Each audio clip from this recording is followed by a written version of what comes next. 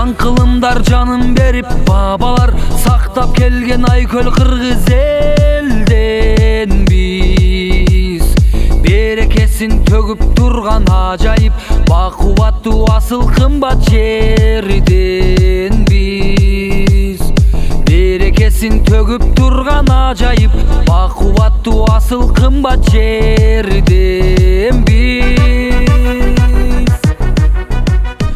ариетиң бекем карма урпак. Урматтуу достор, туугандар, азыр сөзү Кыргыз Республикасынын президенттигине талапкер Бүтүн Кыргызстан партиясынын лидери Адахан Мадумаровго берсек, андан кийин сөздү дагы ыгына жараша уланта беребиз. Адахан эке, сөз сизге. Рахмат. Суукта жыйынга келиш да кыйын.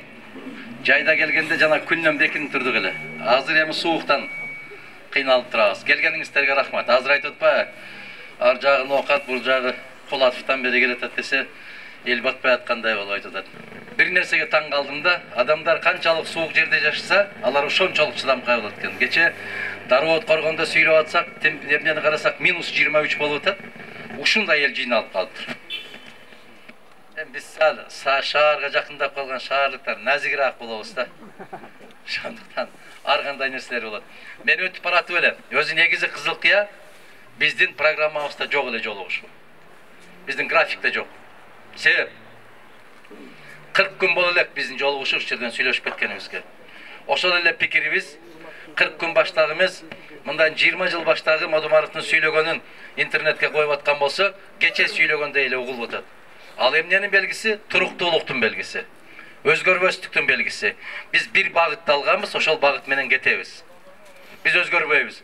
Мына ошондуктан жанагы ар кандай шарттарды эске алуу менен суук болуп атат, убактыбыз аябай тар, көрүп атасыздар, кезексиз шайлоо болуп атат.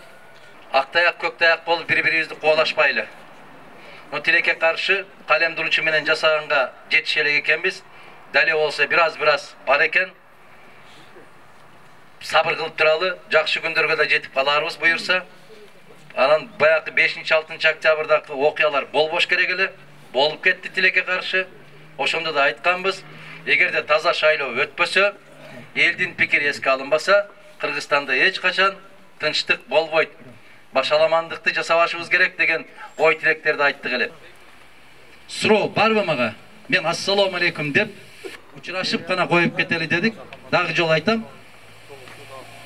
Кызыл Кыя биздин программада жок эле өзү жолугушуу. Анан эл ушундай болуп жыйналып атыптыр. Анан саламдашып өтөлү, башка кылалы дегенден кайрылып кирип калдык. 2 ай башта мен кенен сүйлөп бергенмин, ошол оюмдан кылдай кыйшайбай кетип баратабыз. Президенттик эмне үчүн чыктык? Ошол эле парламенттиктеги сүйлөгөн сөздөрдү ишке ашырыш үчүн чыктык. Барбы суроо? Болсо бериңиздер. Ассалому алейкум Адахан мырза. Насип кылып президент болуп калсаңыз, жаш үй бүлөлөргө участка бөлүү маселесин чечип бере аласызбы? Масалиев айыл өкмөтү көк айылынын жаштарынын атынан дейт. Көңгү. Мен барган жердин баарында эле ушу чек маселесин айта берет. Чекти президент өзүнчө карабайт. Бизде күчтүү тартип орнойт, күчтүү мыйзам иштетилет. Ошонун ичинде баары бар. Пособиясы да бар, пенсиясы да бар, кылмыштуулугу да бар, уурулугу да бар, чек дагы бар, башкасы дагы бар. Жумушсуздук дагы бүт маселе ошонун ичинде камтылат.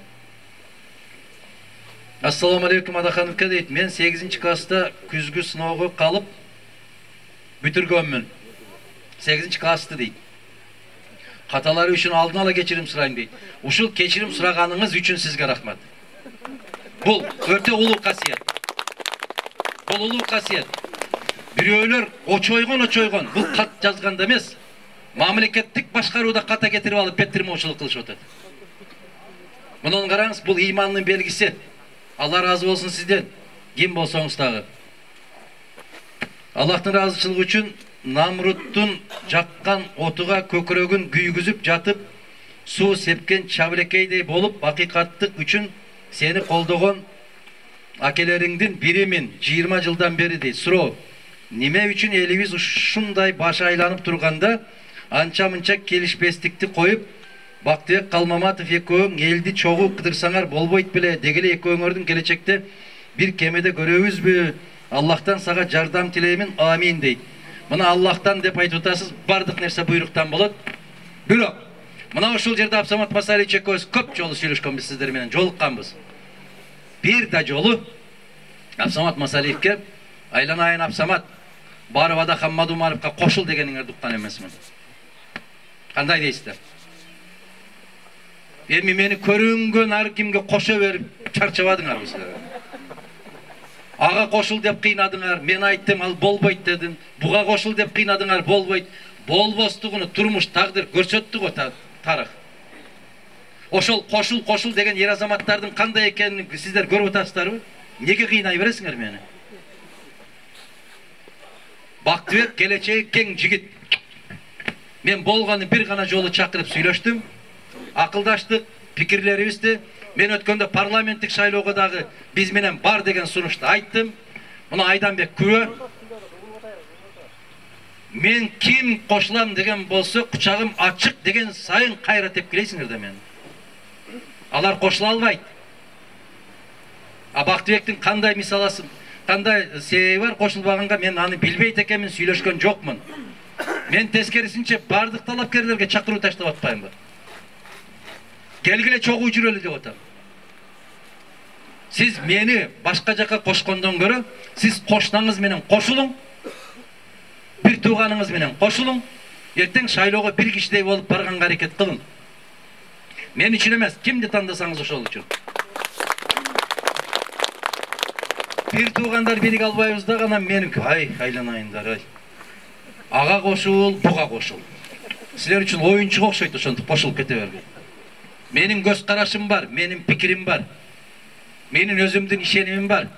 Садырга да айтканмын, Садыр, иним, бул жол менен барба. Могол жол менен кет. Чогулушуп Кыргызстанды көтөрөлү деп. Жок деди. Конституция тебеленди, мыйзам бузулду. Конституциялык мыйзамдардын иштеп аткан беренелери токтоду. Шайлоо жогорку кеңешке токтоду. Мен каалагандай болот деди. Демек жолубуз эки айры. Андай болбойт. Аны жалгыз Мадумаров айтып аткан жокмун. 17 талапкердин баары айтып атат. Адахан Кемсанбай, сизге оомат, ийгилик каалайбыз. Аллах өзү колдосун. Бүгүнкү күндө адамдар ким бийликке келсе баш айланып, гипноздолуп калып жатат. Бул абалдан кандай чыксак болот деп. Сабаттуулук менен чыксак болот. Биз муну телефонда айтып атат, муну телефонда деп атат, телевизордон сүйлөп атат дебей, биз өзүбүз жүрөгүбүз эмне деп атат, көкүрөгүбүз эмне деп атат, акылыбыз эмне деп атат дегенди үйрөнгөндө ушул жолдон чыгабыз. Ата-энелер, мойнубузга алып коелу. Балдарыбызды биз башкарбай, муну башкарып калды. Ошол. Биз бир туугандар бири-бирибиз менен сүйлөшпөй, ушуну менен сүйлөшүп калдык.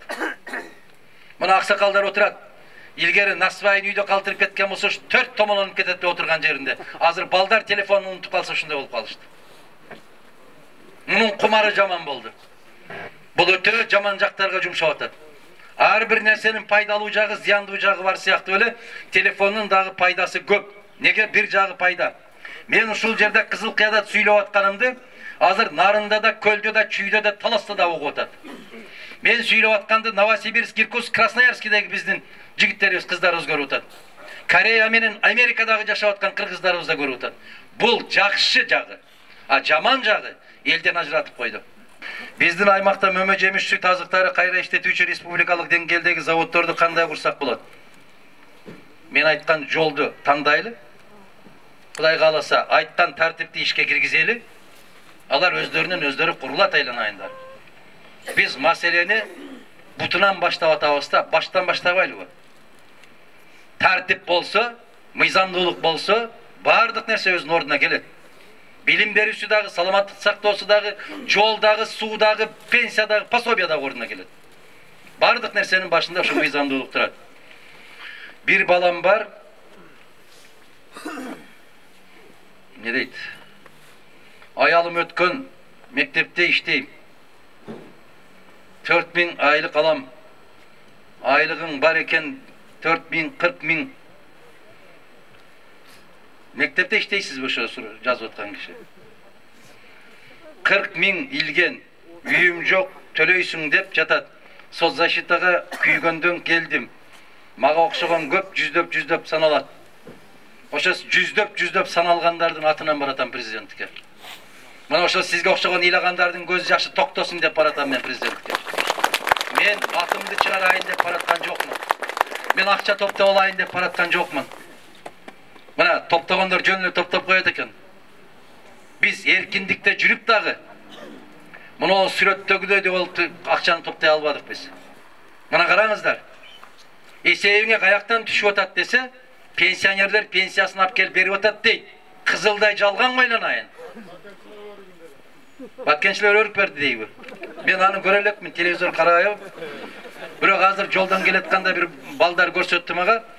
Башта депутат болуп жүргөн Зайнидин Курманов деген биздин коллега бар эле. Ошонун кызы 5 миллион сом көтөрүптүр. Бул деген $60,000 деген.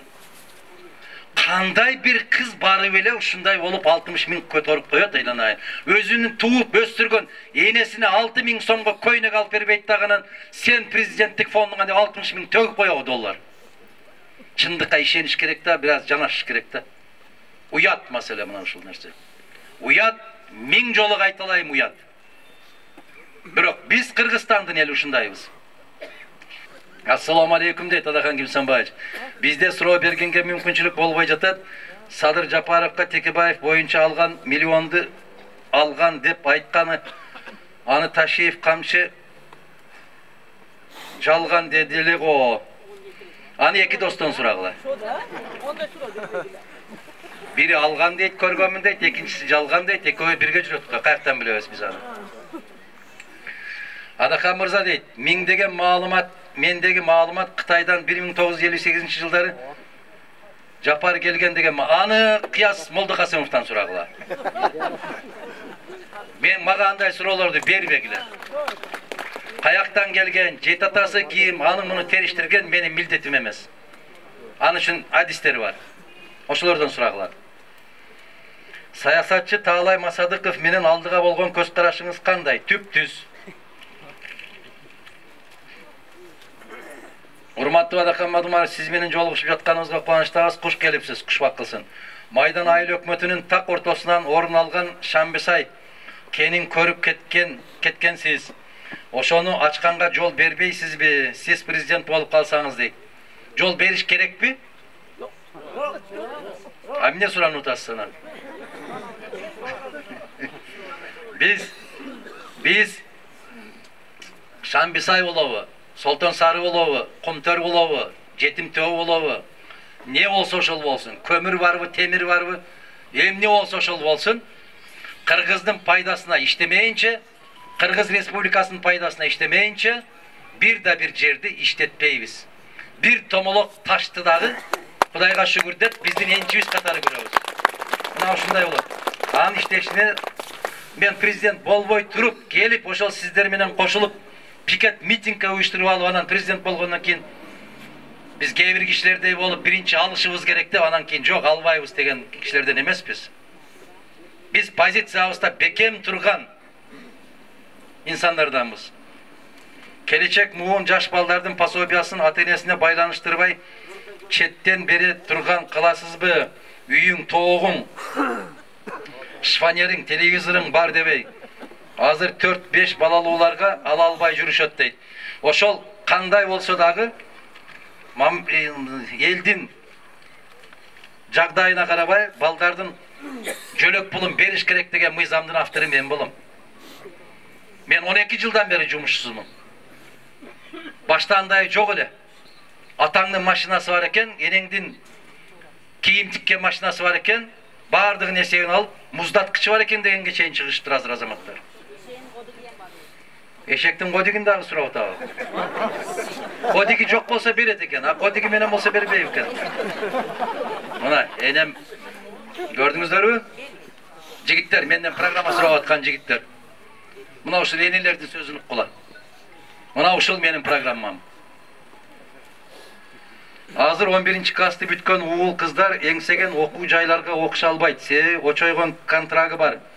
Контрактка төлөнгөн акча окуткан мугалимдерге айлык болобу же мамлекетке түшөбү дейт. Мамлекетке түшсө кайсы жакка жумшалат? Сиз президент болсоңуз контрактты жок кыласызбы? Майдан айыл өкмөтү Керегеташ айылы Егенбердиева буруш дейт. Сизби? Рахмат эне. Мына көрдүңүзбү, канчага чыктыңыз? 70-ке чыктыңыз. Алла кут кылсын жашыңызды. 70-ке чыгып сиз келечекти ойлоп атасыз. Бар болуңуз эжеси. Аман болуңуз. Мына караңыз. Мына менден программа сураган жигиттер келип энелерден тарбия алгыла. Ушулардан сабак алгыла. Контракт боюнча Кыргызстандагы мамлекеттик окуу жайларда контракт деген бале жок болот, мен сиздерге айтайын. Менден бүгүн эле бул ой чыгып аткан жок. Бүтүн Кыргызстан партиясынын 2006-жылдан берки программасында ушул турат.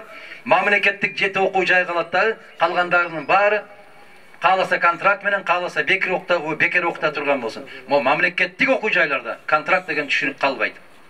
Билим сатылбайт, билим берилиши керек. Адахан мырза, Алла колдоп президент болушуңузду тилеймин. Дайыма сизди колдоп келем. Адилетсиз шайлоо болуп жатат. Дагы ошондой болбосо экен деп Алладан тилеймин. Кредитке малынып, дуаларыбыз да кабыл болбой калды. Азыр четтен эле кредит алып, базар ачып отурушат. Процент арам дейт го. Банктарды жабыш керек, же процентсиз кредит берүүнүн жолу барбы? Сизге ден соолук, узун өмүр. Алла колдоп жеңишке чыгышыңызга ишенем дейт. Рахмат, тилегиңиз кабыл болсун. Ошол кредитти албай эле койсоңуз кутуласыз. Албаңыз кредитти. Мен сиздерге канча жолу келсем ошончо жолу айтам. Кредит албагыла. Бул деген капкан. Бул деген саз, баткак. Кредит алып байып кеттим деген кишини көрө элекмин мен. Башка маселе эгерде өнүккөн өлкөлөрдөгүдөй болуп, кредитти алар да ушундай кылып берет. 3%дан берет. Эң ашып барса 3%. Ошонун пайда тапса болот. Бирок мусулман өлкөсүндө, мусулман жергесинде үйүнүн көлөкөсүнө туруп койгондон корккон мусулмандар болгон. Биз ошондой болушубуз керек.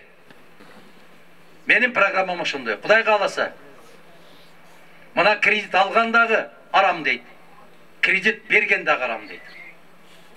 Ошону билип туруп, сезип туруп барып алып атпайбызбы? Чубак аажы чырылдаган бойдон кетпедиби? Айла бул дүйнөдө, бул жарыктыкта, тирүү кезиңде айла бар. Айла жок болот ал жакка барганда. Ошонун сактасын. Айласын тапса болот. Миңчынар деген жер бар. Миңчынар деген айылда бир кишинин үйүнө барып алсам, 5 түп кокон келасы бар экен. Короосунда үйүндө. Мага айтат, мен ушундан 250 миң, мен өзүнүн тилимен айтам азыр, дарамат табам деди. Дарамат дейсиңерби? Ошондой каражат табат экен. 250 миң табам дейт. Кандайча десем, ушул гүлдөгөндө келип, баалашып, 50 миңден түбүнө берип кетет деди. Чынбы ушул? Барбы? Эми караңыз. Ошо киши 4 сотик жерден 250 миң таап атат. Кээ бир үй бүлөлөр бар да, 3 гектарлап жери бар, басып жатат. Эч нерсе кылбайт. Бир сөзү менен айтканда туугандар, ар бирибиздин өзүбүздүн аракетибизге жараша. Каалайбызбы? Келгиле. Гүлдөгөн, таза, адилеттүү өлкөнү курабыз. Кантип шайлоого таза барабыз. Шайлоо кайсы жерден бузулат? Кекиртек кеткен жерден бузулат. Биз акылыбызды иштетпей, ашказаныбызды иштетип берген жерден өлкө бузулат. Токтойлы эми. Дайым шылтоону башка жактан издейбиз, издебейле. Сураныч сиздерден. Өзүбүз таза бололу, ошол таза жол менен кетели. Ыр болсо, ырды окубай эле коелу суукта. Эже сиз жаздыңызбы? Чөнтөгүмө салып алайын, Көпчүлүктүн убактысын албайлы. Суроолор бүтүптүр, мен чөнтөккө салып алайын. Силерге берсем кийин бербей коесуңар. Биз чөнтөккө салып алалы. Суроо жооп ушуну менен бүткөн болсо, калгандарынын баары эле окшош. Мадумаров дегенде бир нерсени түшүнүңүздөр, бул мыйзамдуулук деп. Мадумаров дегенде тазалык дегенди түшүнүңүздөр. Мадумаров дегенде сабаттуулук, маданияттуулук дегенди түшүнүңүздөр. Абайлайлы, этият кылалы, байкайлы, жакшы жашоодо өзүбүздүн колубузда. ушундай болуп, нааразы болуп жүрө бериш дагы өзүбүздүн колубузда. Мына ошол жакшы ниет менен келдиңиздер. Сиздердин ниетиңиздердин акталышына бизди себепчи кылган болсун жараткан. Келгениңиздерге ыраазы болуңуздар. Дагы биз дагы келе беребиз, сүйлөшөбүз. Мындан дагы жаркындап башкачараак бир маанайда жолугушкан күндөр болсо керек. Бизге дагы жетекчилерге инсап берген болсо анча-мынча клубтарды ачып берер күндөр келер. Биз келетабыз дегенде силерге бусиктерди жиберер күн келип калар. Бүгүн өзүбүз эле басып келдик. Бирок биз эч качан ташытып, кыйнап, зордоп алып келбейбиз. Адамды адам издесе, адам өзү басып келет. Көкүрөгүңүздөр таза болгон үчүн, тазалык издеген үчүн келдиңиздер. Жараткан сиздердин тилегиңиздерди кабыл кылсын, жакшылык күндөрдө жолугушканды насип эткен болсун. Рахмат, бар болуңуздар. Бата бере турган киши барбы? Келиңиз. Урматтуу эл журт, жамаат, аксакал бата берүүдөн алдын 1 мүнөтө Адахан Кимсенбаевден кечирим сурайм. Башталгандан бери агитация сүйлөтпөй келе жатат, бирок азыр сүйлөйүн деген ниетим жок. Муну эл Адахан Кимсенбаевич, жакшы билесиз, Абсамат Масалиевдей уулду таптаган эл жана анын урпактары. Ошондой. Муну эл Төрөбай Кулатовдой уулду таптаган эл ошонун урпактары. Ушул элдин сизге суйурматы болуп бир тартуубуз бар. Ырымдап тизгинин кармап коюңуз, Кыргыздын багытын түз тарапка ушул тизгин менен, ошол камчы менен алып кетиңиз. Жигит. Суранам. Жаман көрөсүз, суранам бирок. Абсамат Масалиевдей, Кулатовдой уулдардын артын ошолор кармаган тизгинди сиз буруп кетиңиз. Сизден башкасына ишенимиз жок болгондуктан турабыз ушул жерде. Келиңиз.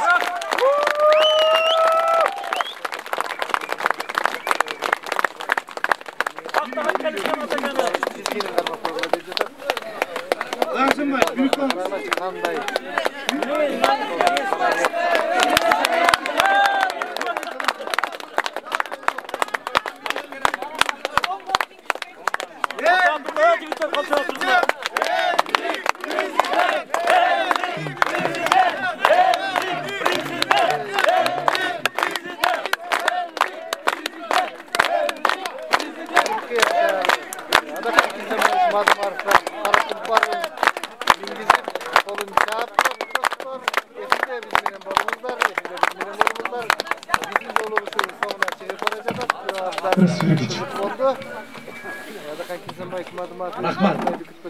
Adakan, sen prezident olup kelsen, senin atına ben tokum çıkayım.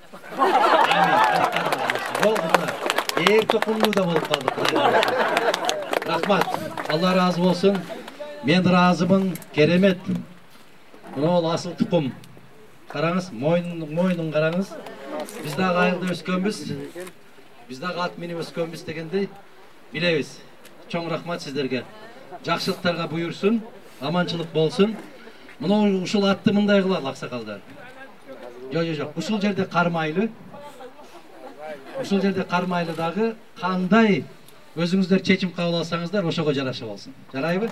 Ийгилик болсун, аманчылык болсун. Рахмат. Адахан Кимсенбаевич, мен де улап дагы келгенде Кыргыздын жакшылыгында чаап улакка минип турасыз, Кудай кааласа.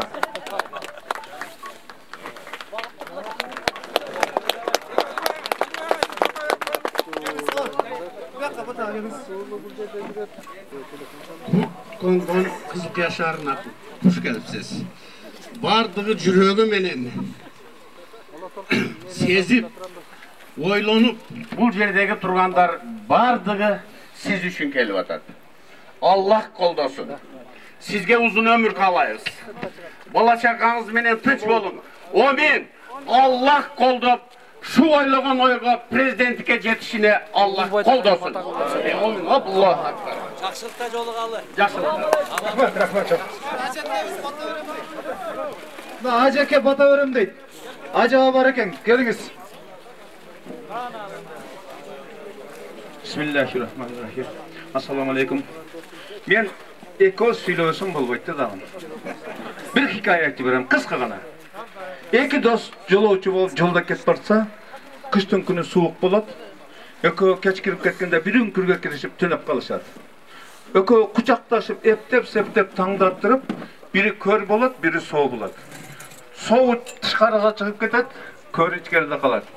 Keyin kör sıypala oturup ошол жерден үңкүрдүн ичинен bir таяк таап алат. Кармаса ушундай жылма, сулуу, жакшы таяк экен.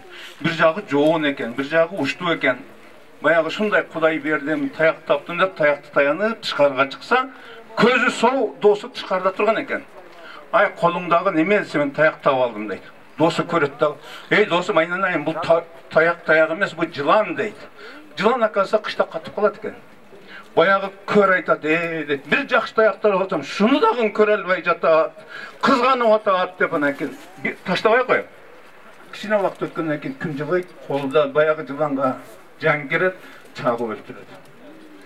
Сол досу көрүп туруп айтса, ынабайт баягы. Биз дагы Адахан канча жылдан бери чыркырап ыйлап айтып атат. Айнанайын элим журтум, мынандай болот, эртең ушундай болот десе, эч ким ынабайт. Наргыны кылат дагы нарманда жүрөбүз. Эртең аз дагы чыркырап айтып атат. Эмне биз адам өлгөндөн кийин жакшы дейбизби? Туура. Элибиз биз азыр кул мүнөзүгө жашап падышасы келет. Кече буяга айтыптан Сооронбайды деген башкалар деген азыр бүт бардык башка жака өттү.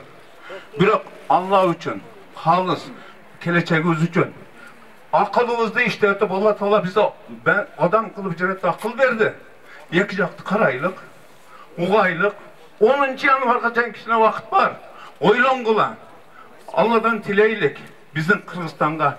Мен Адаханга Алладан тилеймин. Күч-кубат берсин, себеп чыксын. Бирок кээ бирөөлөр Кудайдын ордуга шуну эми ушул оңдойт дегендер туруп алып, Кудай биринчи ширк болуп калат. Кудай бизге берсин. Курк мүнөзүбүзгө биз сатылдыкпы, саткынчы келе берет. Өзүбүз бурулуп кеттик, бурулгандар келе берет.